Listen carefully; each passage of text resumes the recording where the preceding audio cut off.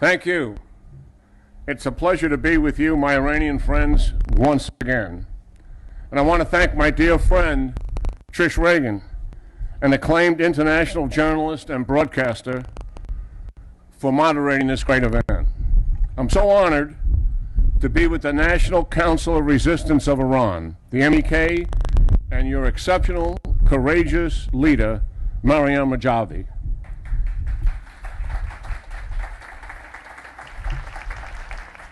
It is so fitting that I stand here before the U.S. Capitol, the living symbol of the oldest and most prosperous democracy in the world, whose people, Americans, resisted tyranny and authoritarian control, who fought and died for their freedom.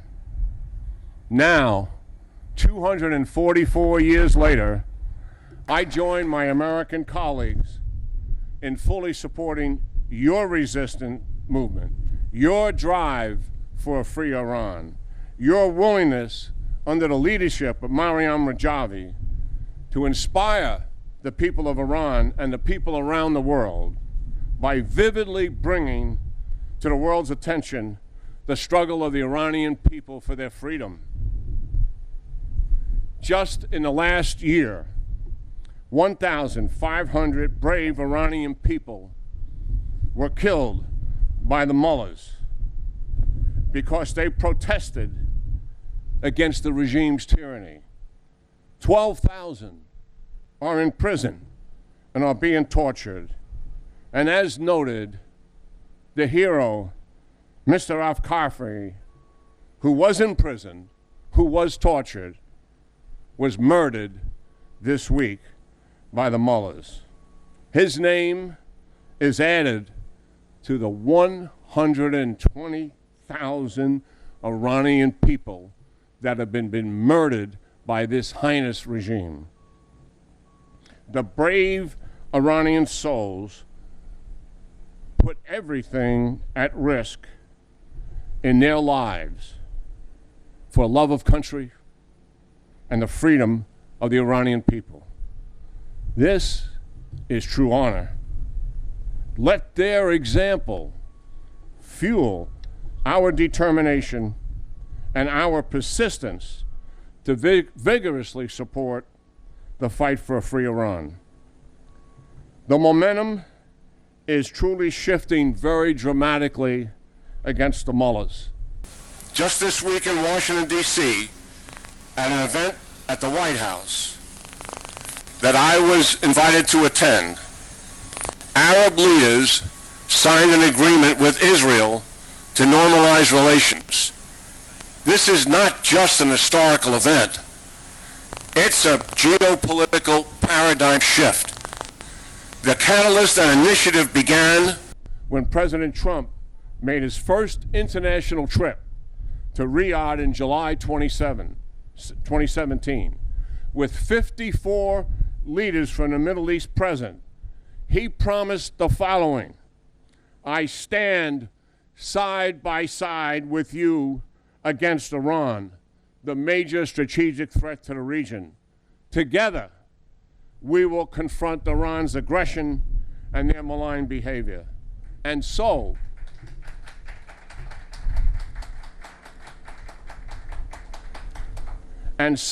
with that statement, a United States president ended 40 years of appeasing Iran under the leadership of Democratic and Republican American presidents. To underscore the U.S. commitment to further isolate Iran, President Trump withdrew from the JCPOA the following year in 2018, which had provided the mullahs with over $100 billion to fuel their proxy wars and state-sponsored terrorism, while providing Iran an uninterrupted path to a nuclear weapon. What an absurdity that was. And just this year, to further demonstrate U.S. commitment to regional security, Qasem Soleimani, the Quds Force commander who organized and ran the Iranian proxy wars in the Middle East and the terror campaigns worldwide, and as we all know, is the chief enforcer for the mullahs in brutalizing and killing the Iranian people when they demonstrate, he was finally killed, as it should have been a number of years ago. This is also, his death, a major turning point for the leaders in the region to begin to form an alliance against Iran. Why? Because they know for a fact that now the United States has clearly got their backs. Many of us have been seeking for years the formation of an Arab, which includes Israel, with its single purpose and primary goal to counter the Iranian threat, similar to the transatlantic alliance that so successfully confronted the Soviet Union, which led to its collapse.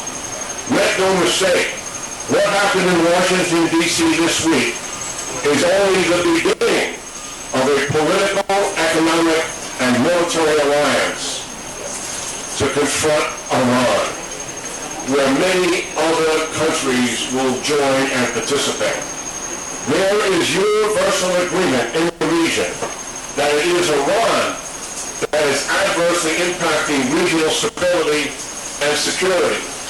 It is Iranian malign behavior that undercuts the economic, commercial, and cultural development in the Middle East. The United States is pushing the UN in the direction of sustaining the arms agreement against the regime, which obviously needs to be continued.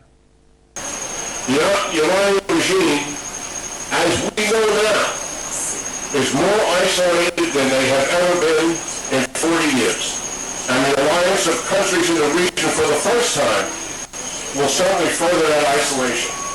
President Reagan and NATO did not want to go to war with the Soviet Union, but it was NATO's collective strength and resolve that contributed to the internal collapse of the Soviet Union. Their communist system simply broke down.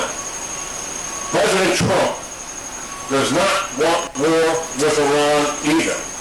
Frankly, he has demonstrated considerable restraint despite Iran's aggression.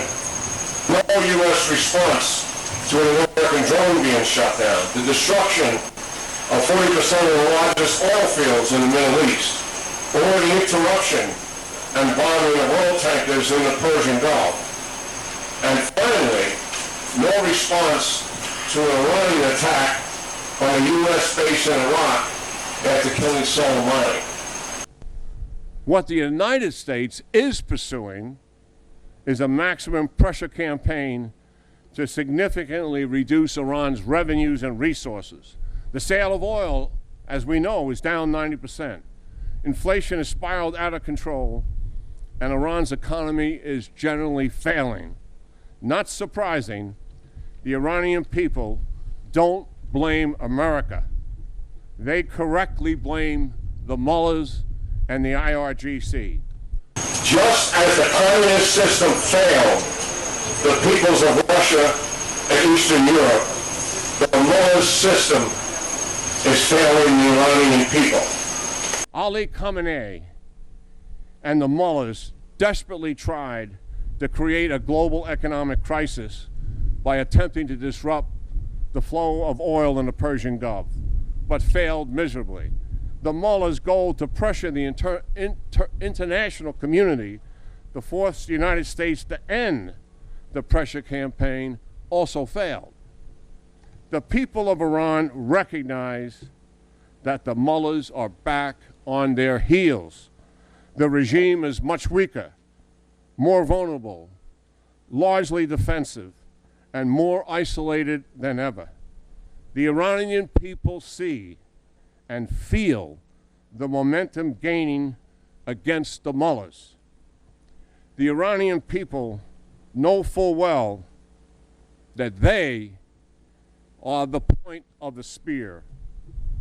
The Iranian people know they are on a path to regime change. Not only are they in the streets demonstrating against the regime, risking their lives, but they are part of the espionage and sabotage campaign that has resulted in dozens of explosions and fires at plants and regime facilities, to include an advanced centrifuge nuclear plant and a missile production facility. The United States and the international community are with the Iranian people in their struggle for regime change and for freedom. We in the United States are inspired by the Iranian people's raw courage and by Maryam Rajavi's leadership and what she will achieve as president of a free Iran. We identify completely with the chants of the Iranian people in the streets of Iran. Shame on you, Khamenei. Leave our country alone. No to Gaza. No to Lebanon. No to Syria. We sacrifice our lives for Iran. Mullahs get lost. Free Iran. Free Iran, free Iran. Thank you so much. God bless the Iranian people, and God bless America.